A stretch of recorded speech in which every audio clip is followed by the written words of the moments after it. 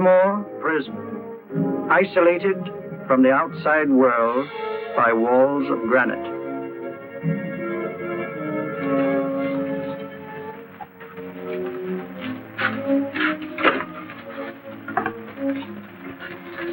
They say you could get out of here by merely telling what you know. You may or may not be another Scotland Yard bloke. But I'll give you the same answer I gave the others. I still have 2 years, 8 months, and 6 days left in which to make musical boxes. That'll be sold at auction for the benefit of this delightful sanctuary. And I intend to serve them.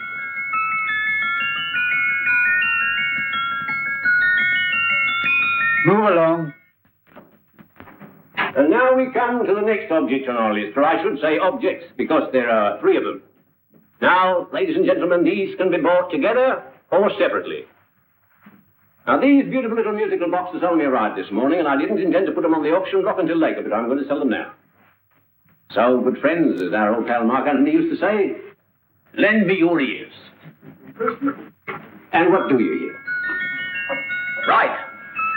The beautiful tinkle-tinkle of a musical box. What a lovely trinket. What a beautiful gift. Created and made by loving hands. A thing of beauty and utility. I was going to start with £5. It's a bargain, £5. Do I see any hands? If there's a connoisseur in the house, will go £3 for it. £2. £1. 10 shillings. Thank you, sir. Ladies and gentlemen, 10 shillings is offered for a musical box you couldn't buy anywhere in London for less than £5. It'd be stealing to let it go for 10 shillings. Like taking milk from a baby. All right, we started with 10 shillings. 10 shillings, 10 shillings is offered, 10 shillings is offered, 10 shillings is offered. Then anybody give me £1? Bring me £1? And £1 won't give me £1. £1 is offered, £1 is offered, ladies and gentlemen, £1 is offered. It's against you, sir. Will you go to £2? Will you go to £2, sir? £2. £2 is offered. £2 is offered. Going once, twice, third and the last call. Sold to the gentleman for £2. Sorry, my dear. Now, ladies and gentlemen, comes the opportunity to purchase an exact duplicate of the beautiful little musical box just bought by this gentleman for the ridiculous low price of £2. Oh, it's exactly the same. Exactly the same. Made with the same hands. You hear that? Isn't that lovely? That tinkle, tinkle, tinkle, tinkle. Sounds like Bow Bells to me, you know, with little angels pulling on the ropes, eh? Who'll give me £2 for it? Who's starting with £2? Will anybody starting with £2? Oh, come, ladies and gentlemen. You know, from your enthusiasm, we might all be in Scotland instead of London. Please buy it for me, Daddy. £2, certainly not. We all might be in Scotland. Besides, I don't like his manner. £1, 10 shillings. £1. £1 is ours. £1 is offered. The £1 is offered, going £1. Any advance? Going once, going twice. The third and the last call. Sold to the lady for £1. Smart bidding, my dear. Thank you. We come to the third and last of these beautiful little musical boxes. Exactly the same. Tinkle, tinkle. Isn't that lovely? Ladies and gentlemen, I don't bring you here to gull you and swindle you. This is the exact replica of the 2 I just sold before.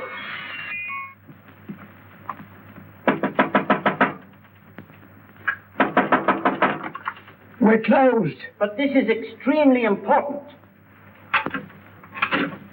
Come in, sir, come in. I'm sorry to disturb you, but I was unfortunately delayed from arriving in time to bid on certain articles which I was rather anxious to obtain. Or perhaps they weren't sold, sir. We are carrying several things over. What might the articles be, sir? 3 identical musical boxes, about so large. Oh, I'm sorry, sir, but they were sold. Pity you weren't here to bid on them. They didn't bring anything like their real value. I'm most anxious to obtain them.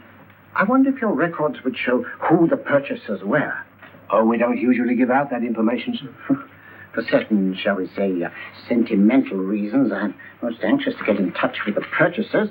I'd be willing to pay, shall we say, £5. Well, for certain sentimental reasons, sir, we'd be very happy to oblige. Alfred, today's sale. The 3 musical boxes. Musical boxes, here we are. The first purchased for £2 from Mr. Julian Emery, 52 Portman Square. Write this address down, Alfred. Yes, sir. Second didn't leave any name. Oh, how unfortunate. I think she's a dealer. You see, they don't like us to know where the things are going. On account of the profits. You say the second purchaser was a woman, Can you give me a description of her? Oh, she was a young woman, fairly tall, slender, had a light complexion and dark hair, and she was wearing a grey suit, don't you remember? That's right. She probably runs a gift shop. She paid £1. You say she comes here fairly frequently? No, I didn't say so. But she does, sir.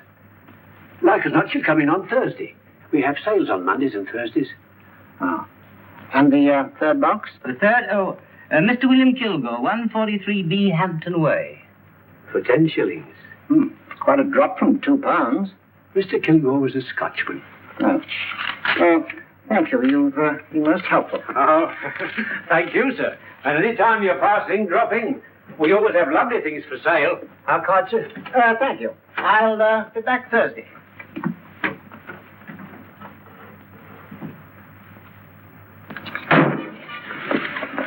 The message reached us too late. Musical boxes are being sold. Let's get out of here.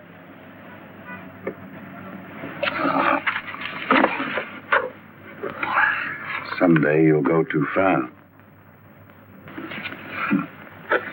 Reaching for a star, you fool. Yet a fool may touch a star, Colonel Cavanaugh, if he but reach high enough. But not possess it as you would. The musical boxes, they've been sold. What a pity for you, my dear Colonel. Is it my fault that the message reached us only an hour ago? Is it my fault that they were sold? You can't hold me responsible for that. Hope for your sake you're right.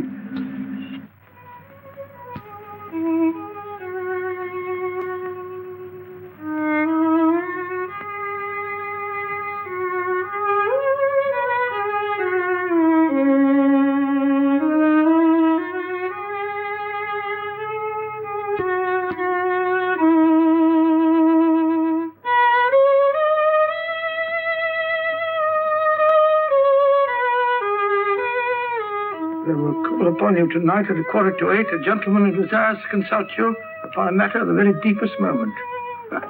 Remember that letter, Holmes? It was written over 2 years ago. An interesting case. Devilishly interesting. Irene Adler. What a striking-looking woman from the brief glance I had of her. Seems only yesterday. What charm. What poise. And what a mind. Sharp enough and brilliant enough to outwit the great Sherlock Holmes himself. I take it the new issue of the Strand magazine is out, containing another of your slightly lurid tales. Indeed. And what do you call this one? I call it A Scandal in Bohemia. Not a bad title, eh? If you must record my exploits, I do wish you'd put less emphasis on the melodramatic and more on the intellectual issues involved. More on the What do you mean by that? Well, I do hope you've given the woman a soul. She had one, you know. By the woman, I suppose you mean Irene Adler. Yes. I shall always remember her as the woman.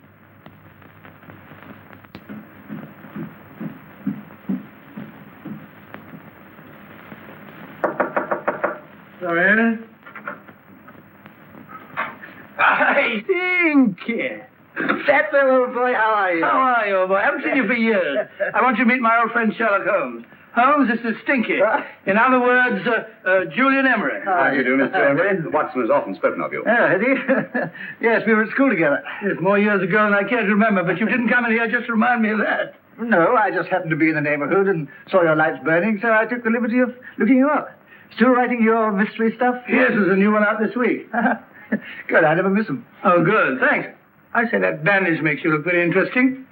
Still poking your nose into other people's business as usual? Who hit you? I haven't the foggiest notion. Somebody knocked me on the head in my own living room, and then proceeded to commit the most idiotic burglary you ever heard of. Fellow must have been balmy as a coot. Balmy? Why? Come sit down, old boy. Yes. You like a cup of tea? Huh? Oh, all right. I'll go and tell Mrs. Hudson about it. Yeah. Why do you say the robbery was idiotic, Mr. Emery? Oh, simply from the fact that with about £5,000 worth of musical boxes in my living room, the thief, who I caught in the act, made off with one that isn't even worth £5. I gather you're a collector of musical boxes. Yes, I am indeed. Some of them very beautiful, but not the one that was stolen. The thief evidently grabbed the first thing that came to his hand when he heard me coming into the room. Still, it's rather odd, isn't it, that having disposed of you, he didn't pick up something more valuable. Mm-hmm. Was there anything unusual about the stolen box? No, nothing at all. I picked it up in the south of France, several years ago. You say you have many valuable music boxes. And yet the thief made off with one that isn't worth £5. Sounds like rather an intriguing little problem. Well, I take it that he was just an ordinary petty thief and didn't know the value. That is a possible explanation, and yet I venture to say that the average petty thief has a more extensive knowledge of the value of objets d'art than the average collector. Well, anyway, that's Scotland Yard's theory. They didn't get very excited about it. That's consistent anyway. I wonder if I might see your collection, Mr. Emery. Oh, of course you could, yes. Nothing a collector likes more than showing off his trophies. When will it suit you? No time like the present. Good. My place is just round in Portman Square. Shall we? Yes, right. Hello? Where are you going? Sticky hasn't had his tea yet. Oh, I'm sorry. We're going round to my place, where I'm going to give you something better than tea. Now, this one was made for Louis XV, and is one of the very few still in existence from that period, and a particularly fine specimen at that. Charming, isn't it? Quite. It all sounded to me like a lot of mice running about on a tin roof. I'm afraid you have no ear for music, Watson. Give me a good old band playing a rousing march. You have all those silly little tweets.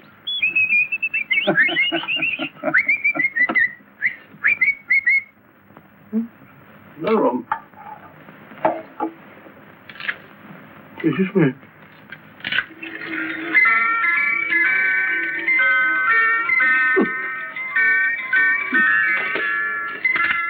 Stupid thing. Singing rabbit. What would you say offhand is the value of a box like that, Mr. Emery? Well, it's hard to say offhand, but I think we'll bring about £500 or £600 today. It's the gem of my collection. Yet a thief who steals an oddity like a musical box passes up one worth £500 for one of almost no value at all. Odd. Very odd. What was the stolen box like, Mr. Emery? Oh, just a plain wooden box about so big. Mm-hmm. As a matter of fact, I have one over here almost exactly like it. I picked this up yesterday at an auction room in Knightsbridge. Paid only £2 for it. Of course, I wouldn't in the ordinary way add one like this to my collection, but the tune intrigued me. I'd never heard it before.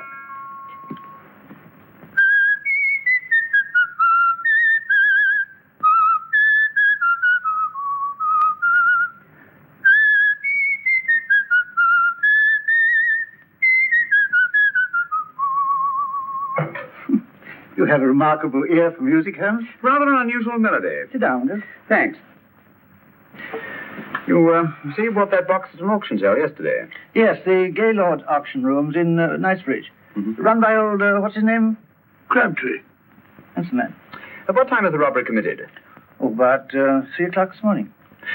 You know, Mr. Emery, that box and the robbery might well be cause and effect, especially since you say that the stolen box outwardly resembles this one a great deal.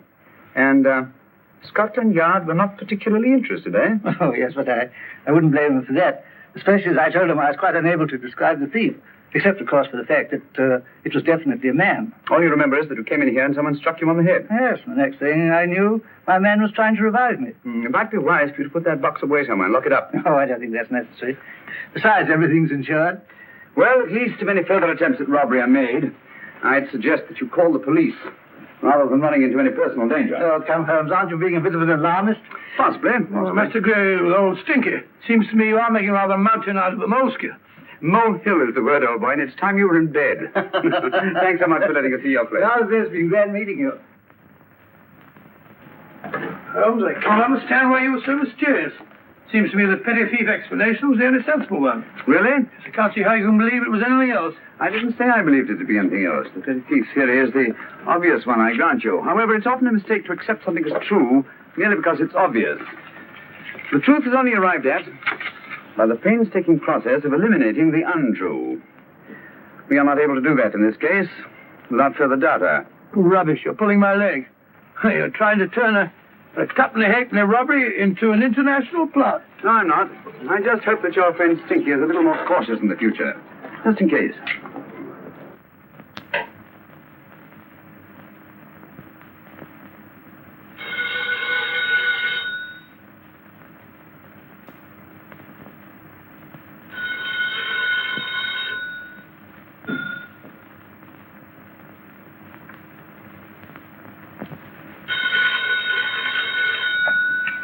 Yeah?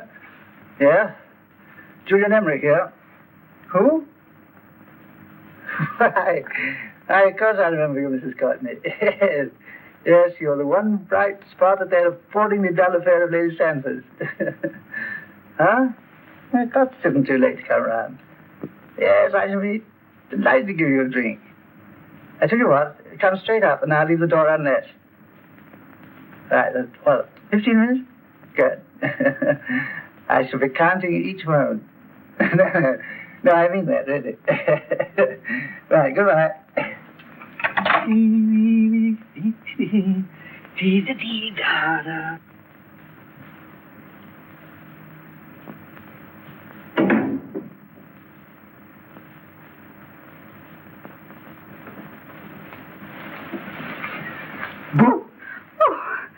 He startled me. Did I? Yes. Must be the pixie in me. I know I shouldn't have called you so late. But I was at a party just around the corner, and I remembered your invitation to see your collection of musical boxes. My dear Mrs. Courtney, the pleasure is all the greater for being so unexpected. My friends call me Hilda. Thanks. Mine call me Stinky. Thank you, how quaint. Oh, what a perfectly wonderful collection of musical boxes. You know, when you told me you had a collection, I had no idea it was so attractive. Yes. They appeal to the ear as well as to the eye. Oh, what a plain little one. Why, it looks just like a country cousin amid all this grandeur. No. You mustn't underestimate the country cousin. Only last night a burglar broke in here, and with all these to choose from, went off with one very much like it. Really? Yes, I don't mind the loss of the box so much, but I do resent this crack on the skull. But it makes you look so interesting. Oh, do you think so? Sorry, that's what old Fatso said. Fatso? I mean, Dr. Watson. He was here this evening with a friend, Mr. Holmes. He's interested in my collection, too. Sherlock Holmes? Yes. Do you know him? I've heard of him. Yes, he seems to think I'm in some sort of danger.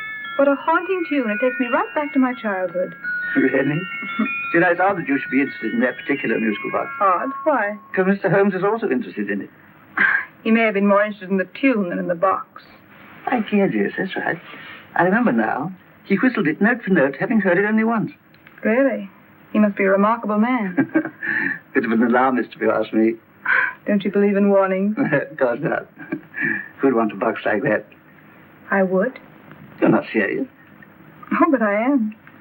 Well, you put me in a very awkward position. I'm a collector, you know. And a collector buys but never sells. But if the price were high enough... The price has nothing to do with it. It's the principle of the thing. Yes, well, we haven't had our drink. No, thanks. I must be getting along.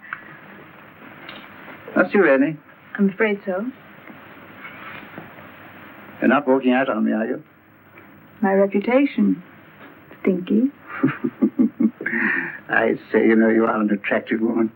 Thanks.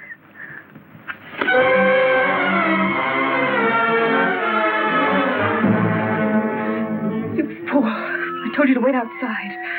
What did you have to kill him for? All I had to do was walk out with it. He held you in his arms. Don't touch him. Don't touch anything. Now get out. I'm sorry. You're sorry. What about me? This is murder. What about Scotland Yard? What about Sherlock Holmes? Now get out!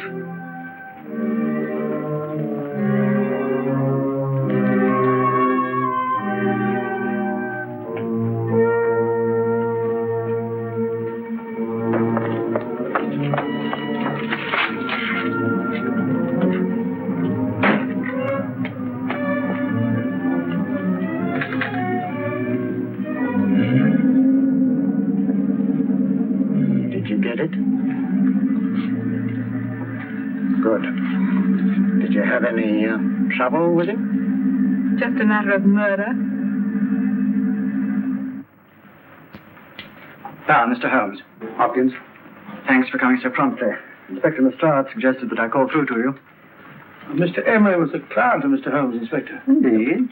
You didn't mention that when I telephoned you, Mr. Holmes. Well, not exactly a client, Inspector. Sergeant Thompson? He was killed between the hours of 11 and 2 o'clock this morning, Mr. Holmes. Must have been someone he knew, someone of whom he had no suspicion. Poor old Stinky. It's all my fault. I should have prevented this. Well, it's no time to start talking about that now, Doctor.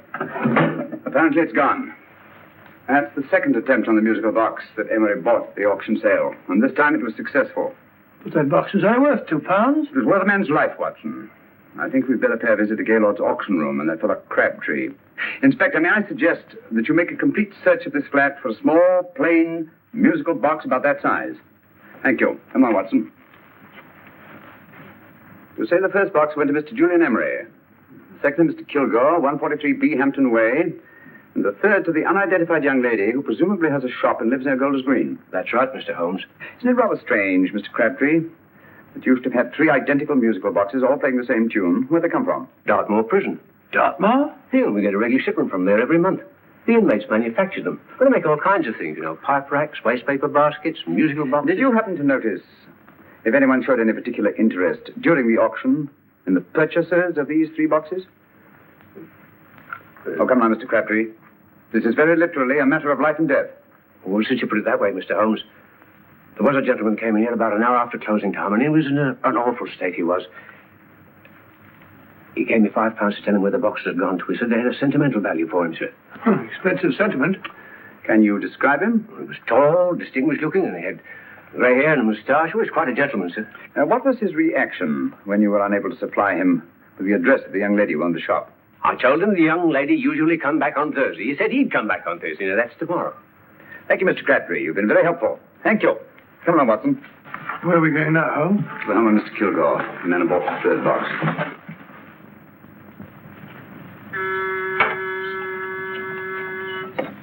But hang it all, Holmes, how do you know those other 2 musical boxes are of any importance? I don't, but I certainly have no intention of waiting until the owners are murdered to find out. No one at home. I hope that's the explanation. I'll have a look through this window.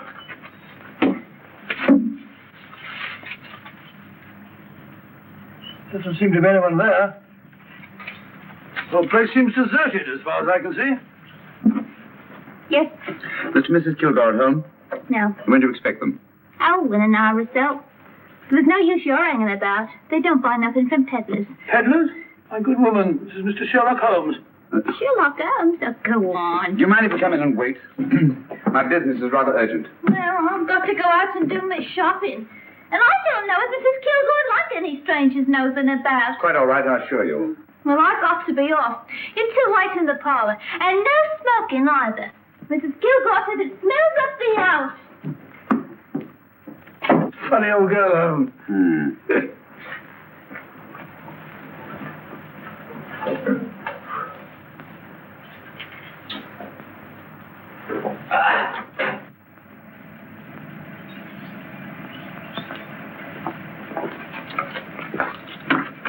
Park Lane. Park Lane? And what would the likes of you be doing in Park Lane? Now, don't worry about the fare, Ducky. If you know how to get to Park Lane, up it.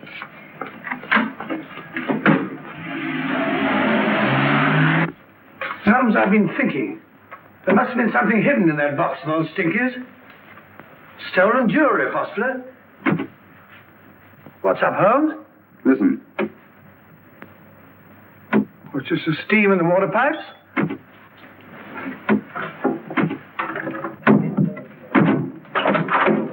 Watson!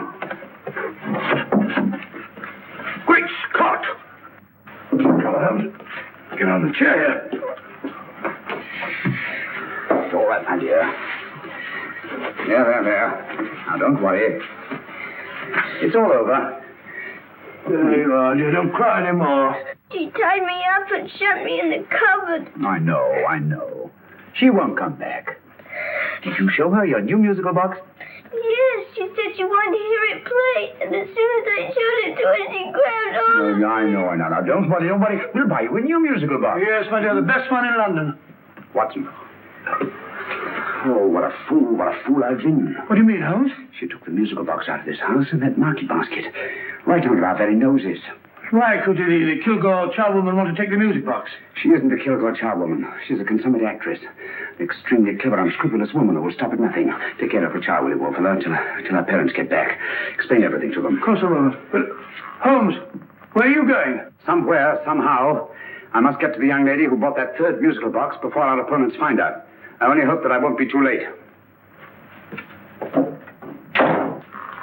Oh, no, darling, you You mustn't cry any more. Now, cheer up. Would you like to hear old Uncle make a noise like a duck?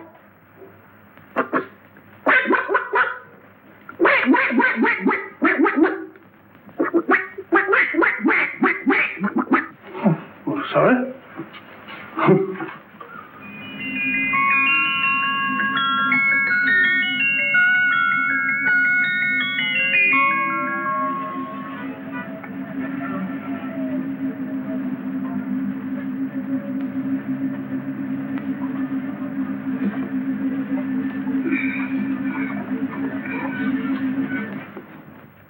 Now, ladies and gentlemen, how much am I offered for this beautiful lace Dresden china figurine?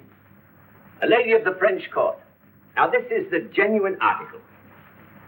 What a beautiful ornament for your mantelpiece. Or you could use it as a centerpiece on the dining room table. Now, will somebody start me for £10? Will somebody start me for £10? £8? £7? All right, £5 is offered, £5 is offered, £5 is offered, £5.10, £5.15, £5.15. £6 is offered, £6, £6, going once, going twice, the third and the last call will be all done. Sold to the lady from Twickenham for £6. Next, we have a real museum piece, ladies and gentlemen. A fine 19th century doll. A costume and exact replica of the holiday clothes worn by the Hungarian peasant women. Now, ladies and gentlemen, an article like this will cost you from £15 to £20 in a West End shop. I'm not going to ask you for anything like that. Who'll give me £2 for it? £2.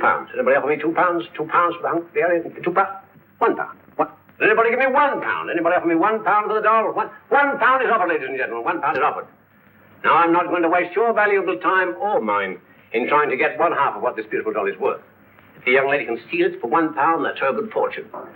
So it's going once, it's going twice, the third and last call. Any more? Sold to the young lady for £1. And now, ladies and gentlemen, may I draw your attention to something which may be a great surprise to you, worthy of any collection. The only other one like it is in the British Museum. It's a Ming vase of the 7th dynasty. This vase lay in a large collection somewhere outside Rome for over 2 centuries, I understand. It was discovered there by the noted antiquarian Sir Andrew Coppleston. Now, some of you may remember Sir Andrew Coppleston. Besides being a noted traveller and antiquarian, he's also a gentleman rider. A girl with a parcel in her hand. That's her. Are you sure that's the girl? Well, she fits perfectly the auctioneer's description. Follow her, Hamid.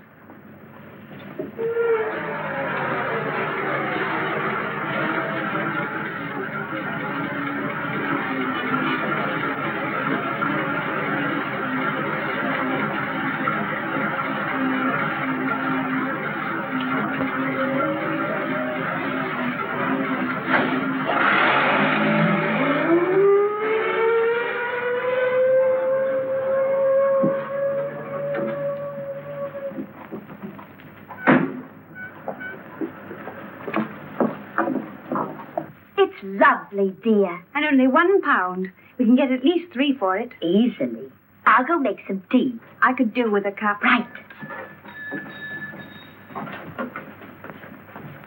Good afternoon. Good afternoon. I'm looking for a birthday gift for a 7-year-old girl. What would you suggest? We have some lovely dolls. Now, this Hungarian... I think she has enough dolls already. Books are always welcome. Well, I'm looking for something a little different. Well, that's rather cute. What is it? Well, that's a musical box. Children always love them. And this is an exceptionally nice one.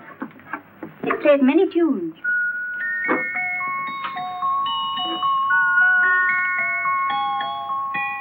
Have you any others? Yes. If you'll just step this way. I have only 2 left.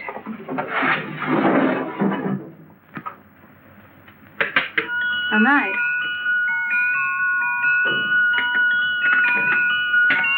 Are you sure this is all you have? I'm sorry. They're rather hard to find, you know. That's our entire allotment. I did have one other, but I sold it earlier this afternoon. But it was only a plain wooden one. It wouldn't have been a very nice gift for a child. Really? Do you happen to know who the purchaser was? Why, yes. He left his card, just in case anyone should inquire for him.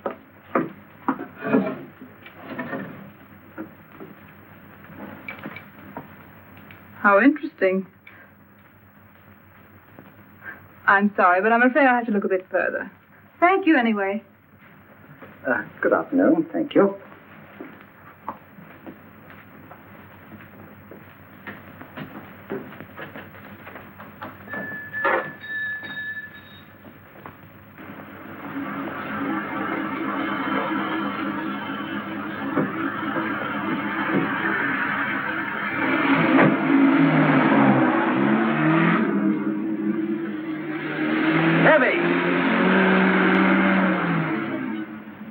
Follow that cab. Here, now, what?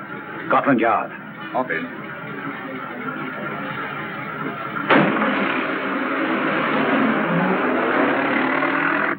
Sherlock Holmes. I might have known. We thought we were the hunters, instead of which we're the hunted. We've been fools. We played right into his hands. Of course. He's had us followed. Don't look. The man in front of the toy shop. Hamid, turn sharp right at the next corner and again at the next.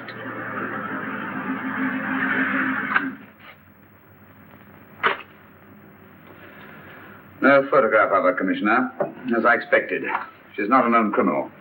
But how do you expect to know if you do find her? After all, she was disguised as a charwoman. Don't worry, old fellow. If I ever see her again, I'll recognize her. Well, it won't be long till we know who they are and from where they operate. Who's covering them? Sergeant Thompson's following them, sir. They won't get away from him. He's a good man. We could have arrested them at Clifford's toy shop if we had any proof. But we know that they killed Emery. Proof, my dear fellow. We must have proof. We've x-rayed it, sir. There's nothing whatever concealed in the box. We'll have a look at the plates.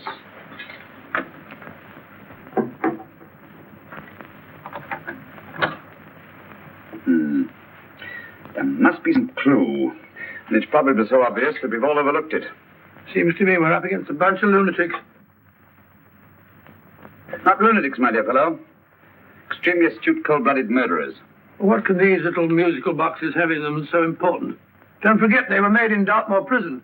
You can smuggle stuff into prison, but not out. Do you want us to break the box apart, sir, to see if there's anything the X-ray hasn't caught? No, not yet. Do you mind if I take it? Certainly. Thanks.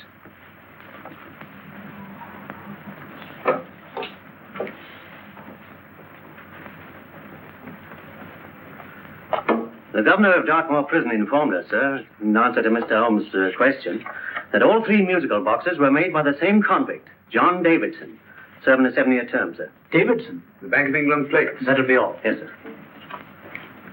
Now we're getting somewhere. Wait a minute. How did you know about the plates, Mr. Holmes? I'm a student of crime, Inspector. I make it my business to know about such things. And when the name of Davidson was mentioned... Well, who is this fellow Davidson? As long as Mr. Holmes seems to know all about it already, I suppose there's no harm in telling you. 2 years ago in London, there occurred a robbery of such tremendous importance, although the stolen articles themselves have no intrinsic value whatsoever, that the Home Secretary was instrumental in seeing that not a word of it appeared in any newspaper. But you never told me anything about this, Holmes. You were away at the time. Articles of no intrinsic value and yet of such importance? I don't understand. Davidson was apprehended within 15 minutes of committing the theft. But by that time, he'd hidden the articles in question and they've yet to be found. Before going further, Dr. Watson, I must inform you that this matter's not to be mentioned outside of this room. Of course not. Do I look like a man who gossip? Let's not go into that now, old fellow, shall we? Davidson had been employed for years in a position of extreme trust by the engravings department of the Bank of England. The articles he stole were nothing less than a complete duplicate set of plates for printing £5 notes. What? The Bank of England's own plates? Precisely. And with those plates, a gang of crooks could flood England with £5 notes, not forged in the usual sense of the word, but notes undetectable from genuine Bank of England notes in any way whatsoever. Good heavens. Any whisper at all might have resulted in enormous damage in shaking public confidence in the Treasury. We tried everything after we arrested Davidson. Offered him a shorter sentence if he'd tell us where he'd hidden the plates. Why, we even put in Scotland Yard men with him as cellmates, but no results. Obviously, Davidson is a man of strong character and infinite patience. Yet suddenly he feels impelled to smuggle out the secret of the hiding place of the plates to his confederates. Why? I don't understand, Mr. Holmes.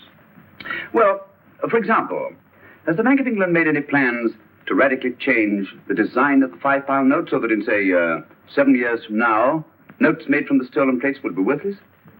Confidentially, Mr. Holmes, such a move was discussed. But replacing all the £5 notes in circulation would be such a Herculean task that nothing's been done about it as yet. I see. Of course, there is another possible explanation. Davidson didn't have much time to find a hiding place before he was captured. He may be afraid that the plates will be accidentally discovered before he's released. Hence his anxiety to communicate their whereabouts to his confederates as soon as possible. I believe you've hit it, Mr. Holmes. I'm sure that the message is contained in this musical box. Or rather, in all three musical boxes, since possession of all three seems to be essential. Our opponents have 2/3 of the puzzle, we have 1/3. Well, what are you going to do, Holmes? Try to deduce the message from the 1/3 that we have.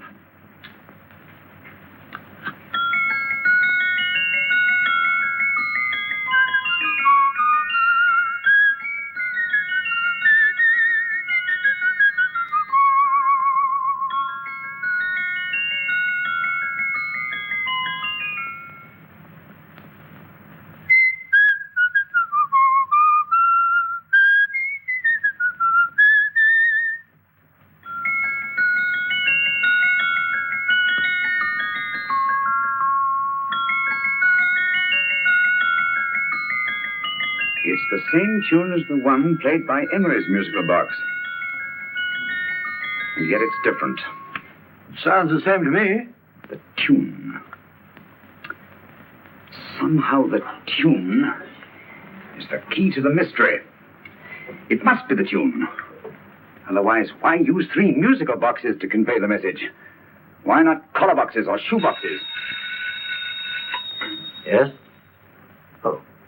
It's for you, Inspector. Oh, thank you, sir. Inspector Hopkins speaking. What? Where? Golders Green Station reports they've just found Sergeant Thompson's body. From the tire marks on his clothes, he was apparently run over by a taxi. What an unfortunate accident. Not an accident, my dear fellow. I'm afraid it's murder. You never know just who you're going to meet when you're walking down a busy London street. Mrs. Orchid to Mrs. Brown, any subject of the crowd. Oh, you never know just who you're going to meet. So you better hold your topper in your hand, just in case you meet a lady on the Strand. Girls will think you're kind of sweet, and your day will be complete. Oh, you never know just who you're going to meet. Now a gentleman is judged by his appearance. Yes, a gentleman is judged by how he talks. Now he's much better off when he's acting like a top, especially if he's taking him a walk. What on earth is this outlandish place? A rendezvous for actors. Actors? Buskers, old boy. You've seen them 1,000 times. Actors who entertain the queues, waiting outside theaters. You never know just who you're going to meet when you're walking down a busy London street. So you better wear your best, advertise to look your best, 'cause you never know just who you're going to meet. So you better keep your manners right in view, just in case a line gives a how to do. Keep your trousers in a pleat, shine your shoes and keep them neat, 'cause you never know just who you're gonna meet. Blimey. Mr. Holmes. How are you, Joe? Never met him. And yourself? Fine, thank you. I want you to meet a friend of mine, Dr. Watson, Joe's sister. Oh, well, any friend of Mr. Holmes is a friend of mine. Hi, Joe. You did me a good turn once that I'll never forget. Yes, I cleared Joe of a most unpleasant charge. Murder, no less. Oh, really? By proving to the satisfaction of the police that he was busy at the time blowing open someone's safe. That's right, Governor. Good gracious me. Joe, now you can help me. Come on, buzz off, buzz off. Come on, off it, off it. Can't a gentleman have some peace and quiet around here? You too. There you are, Mr. Holmes. Now we can have some peace and quiet around here. Thank you, Joe. There's £5 in this for you. Well, I wouldn't want to take it on myself, sir. But I can get somebody to do it for you for half of that. You don't know what the job is yet. For £5? Murder, ain't it? What? No, Joe, not murder, just music. I want you to identify a song for me. Oh, there ain't a song that's been written that I don't know. That's why I came to you. Of course, the violin is more my instrument, but, oh well. Here we go. Now listen to this, Joe.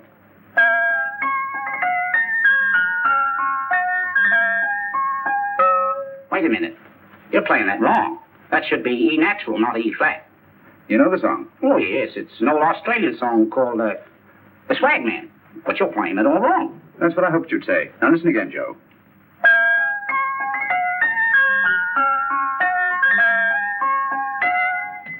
That's the same tune, all right. But you're making different mistakes than you did the first time. No, not mistakes, Joe. Call them variations. Here, play the song for me, will you? The way it's written.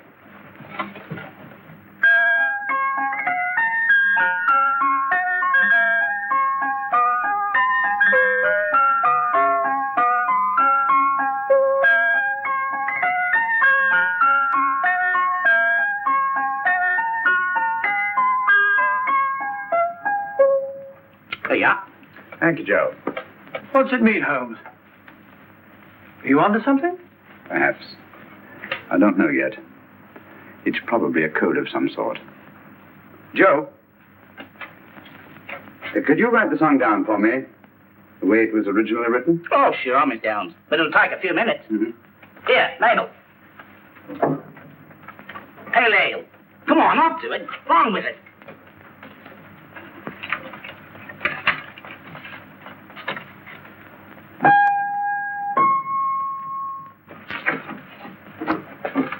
Well, obviously it isn't the lyrics. No combination of those words made any sense at all. The variations in the way Emery's musical box played the tune are different from the variations in the one we have. You sure? Quite. You see, I took the trouble to memorize the tune as played by Emery's box that night we were with him in his flat. Holmes, you amaze me. Elementary, my dear fellow. One of the first principles in solving crime is never to disregard anything, no matter how trivial. But why the 3 boxes? Why not 1? Because the message was obviously too long to be conveyed by any one variation.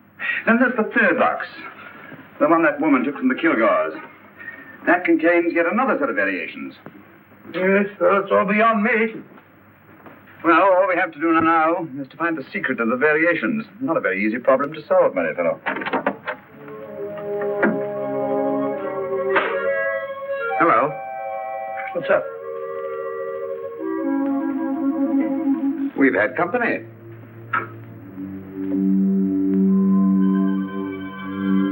I say, this is outrageous. Ask Mrs. Hudson to come in here, will you? Right.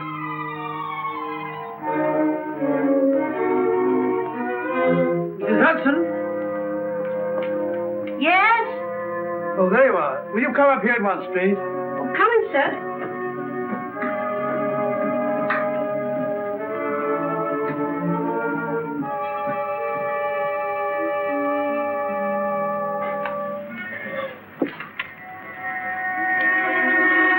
Mercy me, Mr. Holmes. What has happened? Who called while we were out, Mrs. Hudson? Just a young lady. The one who said you wanted her to wait for you. And a nice-looking old gentleman with Our her. friends again, Watson. Friends? What did the young lady look like? Oh, I couldn't see her face. She had a heavy black veil on. But she had such a nice way with her. Oh, I'm sorry, Mr. Holmes, if I've done anything wrong. But you did say I should always let clients come in and wait for you. Don't worry, Mrs. Hudson, don't worry. You had no way of knowing. It's quite all right, quite all right. Now, don't worry, Mrs. Hudson. Don't worry. Well, where on earth's the musical box? They didn't get it. Didn't get it? Where is it? It's in your hand. Huh? In that biscuit jar. Take the biscuits off the top. Now put your hand inside, and you'll find the music box. Well done, Holmes. Well done. Amazing.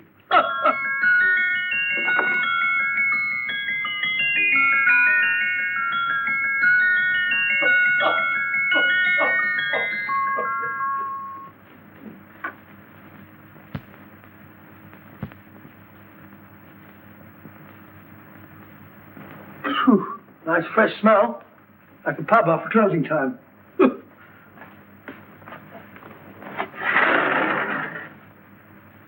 I say, Holmes. What? It's morning.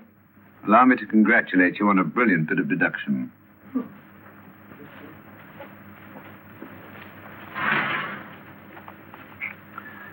It's not a transposition, not a polygraph transposition, not a trigraph, nor any known form of decoding. How about the Morse code? Have you tried that? Yes, at about 3 o'clock this morning. I'm sorry, old man. I was only trying to help.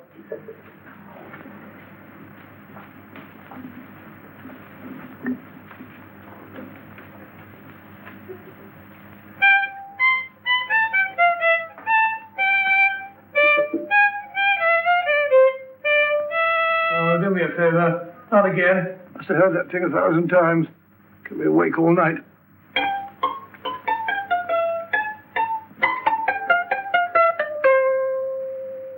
Not a very distinguished composition, I grant you. You know perfectly well I don't know one tune from the other. When I was a kid, my people tried to have me taught the piano. I've always felt sorry for that old teacher of mine. The poor old girl finally reached the point of numbering the keys for me. 1, 2, 3, 4. Even then, I never progressed beyond it. Numbering the keys, Watson. The 19th key of the keyboard is the 19th letter of the alphabet. S. Here. Write it down when I give it to you, old fellow, will you? The first altered note. Write S first. Now, the 8th key is H. The 5th key, E. The 12th key, L. The 6th key, F. S-H-E-L-F. Shelf. Your piano lessons were not in vain, old fellow. You've solved it. Thank you. Thanks, old man. Hold it. We now have 2/3 of the message. Behind books, third shelf, secretary, Dr. S. Presumably, these are the first and second portions of the message. And this gang has the first and third parts of it. Precisely. Then it's a stalemate? Yes, Commissioner, but we can't leave it like that. There's no doubt in my mind that they'll try to secure our third of the message that's missing. Well, I assume you've taken every precaution to guard the Clifford music. Oh, yes, it's carefully hidden at Baker Street with Dr. Watson on guard. However, I'm reasonably certain that, difficult as it may be, we can find the plates even without the missing part of the message. Behind books, third shelf, secretary, Dr. S. Well, outside of the fact that Davidson hid the Bank of England plate somewhere in London, Mr. Holmes, I don't see that we've progressed at all. Allow me to point out to you, sir, the key words, Dr. S. It looks as if the plates were hidden in the house of the doctor. Whether S stands for his first or last initial remains to be determined by a process of elimination. Well, there must be 10,000 doctors in London with S for a first or last initial. Precisely. And every one of them will have to be questioned in person. That's why I say this is a task for Scotland Yard. It's a task, all right. But Scotland Yard has searched worse haystacks and found a needle. Well, for the time being, I'll leave the matter in your hands, gentlemen. We'll call you if and when we get a lead on our mysterious Dr. S. In the meantime, I intend to follow up a little clue concerning a cigarette.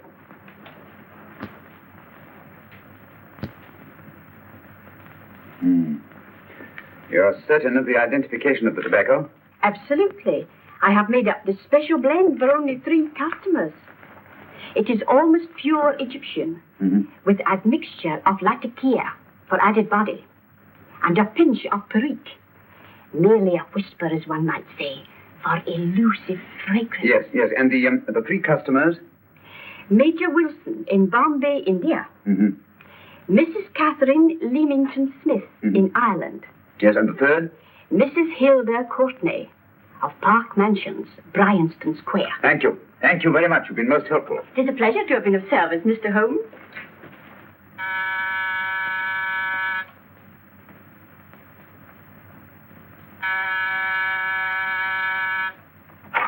Yes? Mrs. Courtney? Yes. My name is Sherlock Holmes. Oh, do come in. Thank you. I've heard of you, of course, Mr. Holmes. I believe we have a mutual friend in Sir Edward Brookdale. He's spoken to me of you quite often. Indeed. And to what good fortune am I indebted for this visit? I think you know Mrs. Courtney. Well, I did get a summons for thieving last week.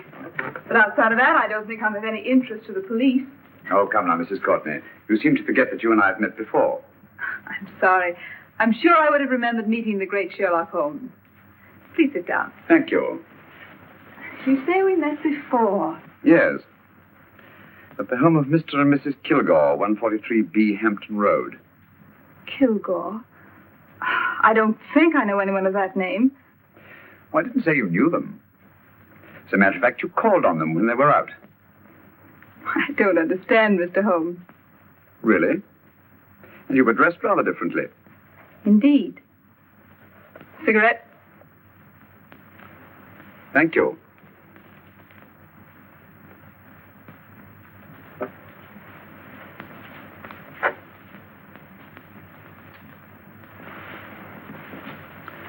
Thank you. You know, Mrs. Courtney, people generally forget in assuming a disguise that the shape of the ear is an almost infallible means of recognition and identification to the trained eye. Evidently you've mistaken me for someone else. Oh, no, not at all. Though naturally I expected your denial. But when you paid your visit to my rooms at Baker Street, you carelessly left behind another identification. They're, identical, aren't they? Yes, I must admit they are. You see, Mr. Holmes, to catch one as clever as you, I had to use a very special lure. I knew you'd be unable to resist the bait of my cigarette, having read with great interest your monograph on the ashes of 140 different varieties of tobacco. I should advise you not to move, Mr. Holmes. I must congratulate you on your ingenuity, Mrs. Courtney. It was indeed a brilliantly designed trap. Thank you, Mr. Holmes. Praise from a master is indeed gratifying. I shall always cherish the memory of your flattering words. Memory? Precisely. I'm afraid these gentlemen have a most regrettable task to perform. Unless, of course, you care to turn over the missing musical box with your pledge to take no action against us in the future. I'm afraid that will be impossible. I thought that would be your answer. Hamid! Careful! Careful. There's no need to be unnecessarily rough with our distinguished guest. You realize, Mr. Holmes, that your demise will not take place here. The corpus delicti, you know. Oh, naturally. Shall we go? It's so fearfully awkward having a dead body lying about. Don't you agree, Mr. Holmes? Another dead body should weigh too heavily on your conscience, Mrs. Courtney.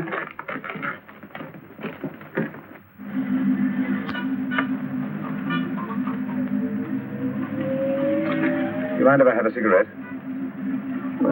Don't see why not.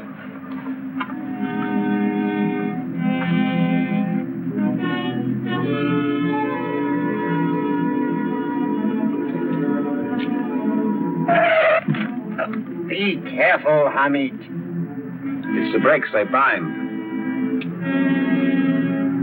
Thank you, Colonel Cavanaugh. It's very considerate of you.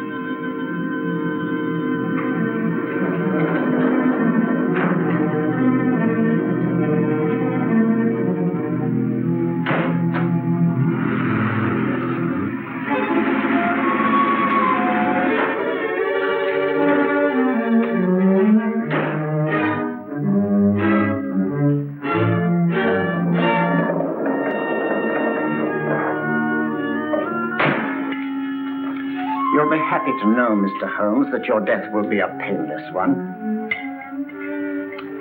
Hamid, attach this to the motor of the taxi. That little attachment, my dear Mr. Holmes, contains the deadly fluid known as monosulfide.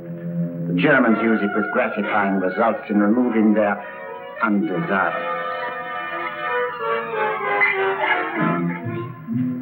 Start the motor.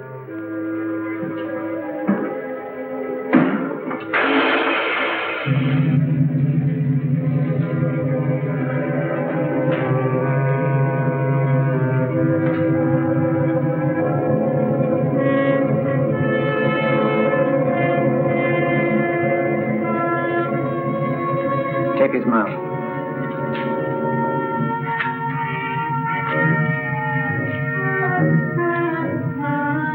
Now, up with him, Hamid.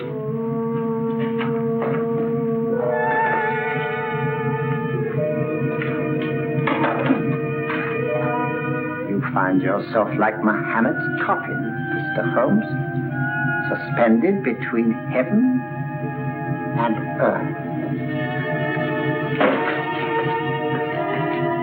Plenty of fuel in the tank? Good. It would be too bad to have anything go wrong through so simple an oversight.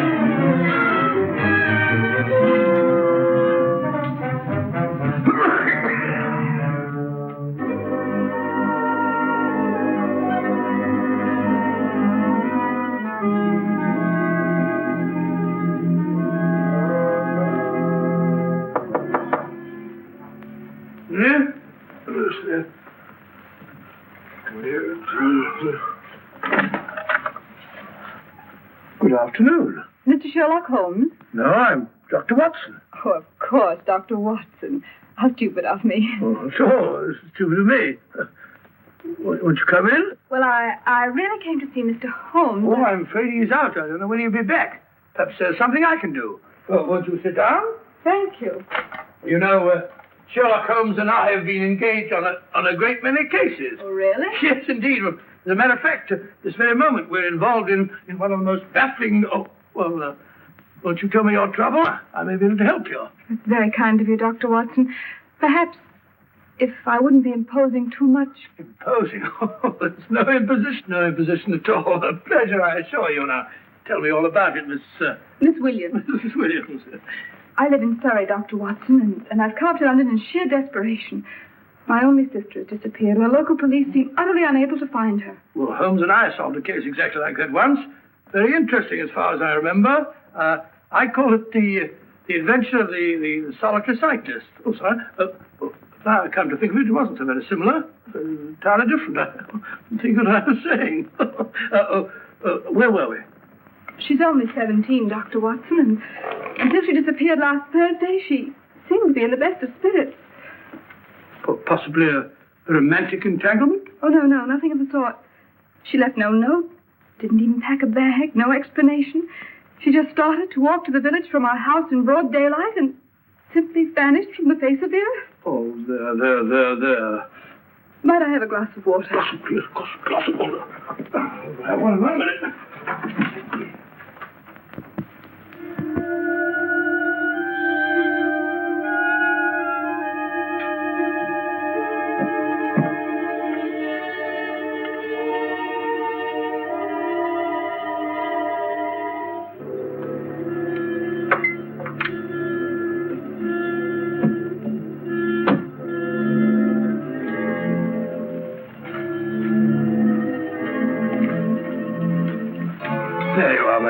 Thank you, Dr. Watson.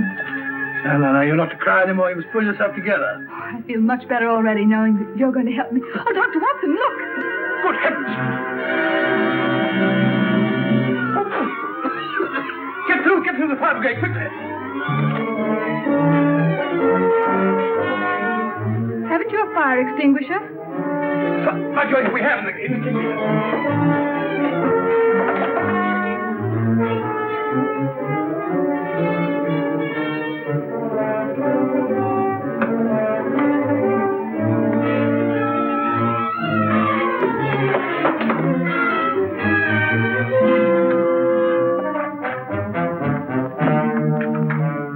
Miss Williams, we'll have this thing out in no time.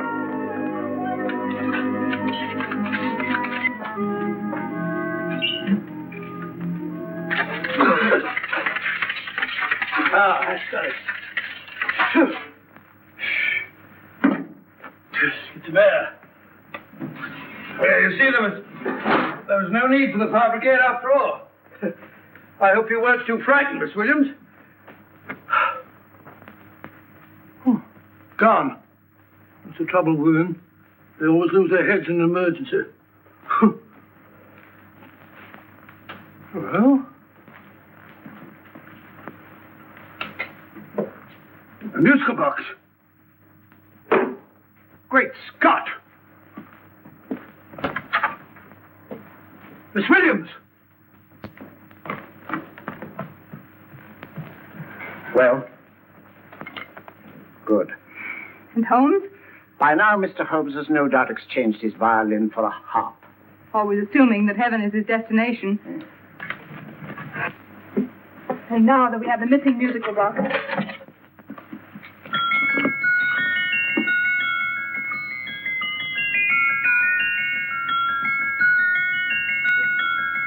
Nineteenth note. 19th letter. Yes. He hasn't been there, you say? Holmes, where on earth have you been? I've been trying to get you at the club, at Scotland Yard, all over London. You were looking for me in the wrong places. Holmes, terrible things happened. I've been duped. That woman, she made a complete fool of me. Well, what do you mean? Well, she came here, let off a smoke bomb. I thought the whole place was on fire, and my first thought was to save the musical box. No need to say any more. She has the box. Yes. Don't blame yourself too much, old fellow. She's an extremely clever antagonist.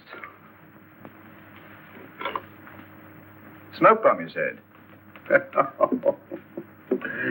Well, you can console yourself with the thought that your charming friend is at least a reader of yours. What do you mean?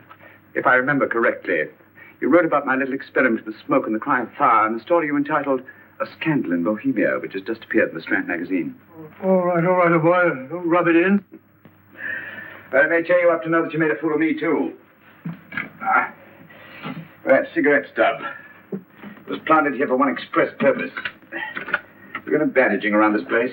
Bandaging? What's the matter, Holmes? You hurt? Explanations will have to wait until later. At the moment, we're faced with a problem which I fear is insurmountable. Come over here, old boy, will you? Right. Our opponents are in possession of all 3 parts of the code. And here are we, while the Bank of England plates pass into their possession. Cheer up, old fellow, cheer up. As Dr. Samuel Johnson once said, there's no problem the mind of man can set that the mind of man cannot solve. What's that, old fellow? I was just quoting Dr. Samuel Johnson. He said there is Thank you, Watson. Thank you. Leaving the front reception room, we come into the main hall, where Dr. Johnson was in the habit of passing through to have his meager meals in the dining room opposite, in company with his friend and biographer, James Boswell. We will now pass up the stairway, which remains in its natural wood finish, just as it was when the good doctor was here. The framed etching on the wall is believed to have been presented to Dr. Johnson by the distinguished painter, Sir Joshua Reynolds. I've been told here that picture was given in by Mrs. Thrale, and it's definitely not a Reynolds. Is that important, my dear? Oh, I'm sorry. This way, ladies and gentlemen, please, this way. Move along, children, move along. The secretary's not on this floor. Patience, Hamid. I've a feeling My that... dear Colonel, with Sherlock Holmes out of the way, what could go wrong?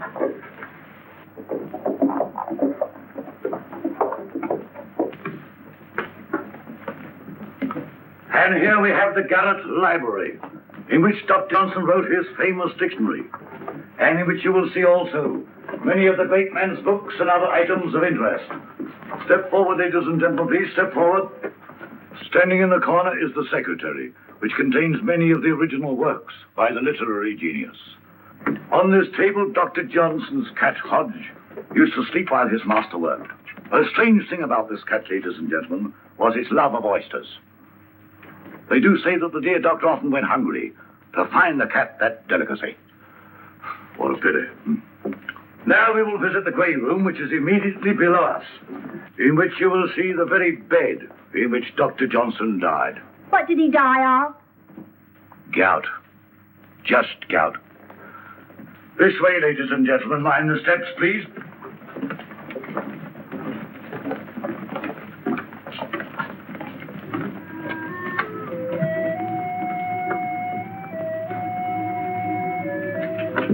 Your keys.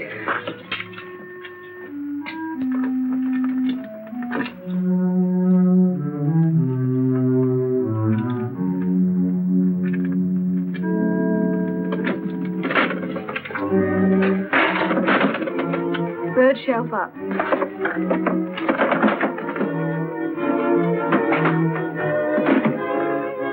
Good night.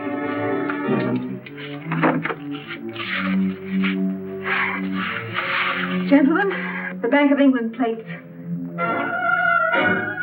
Well, Mrs. Courtney, so we meet again. No, I shouldn't do that if I were you, Colonel Cavanaugh. I must congratulate you, Mr. Holmes. You're far more clever than I thought. Thank you, Mrs. Courtney.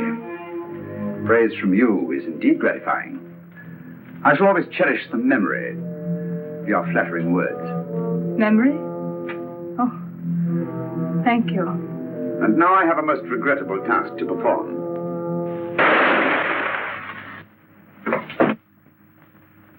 Holmes! Coming, Holmes! Holmes! You all right? Perfectly, thank you, old fellow, but I think this gentleman on the floor requires some medical attention. We must see that he looks his best, you know, when he's hanged. Take them in charge.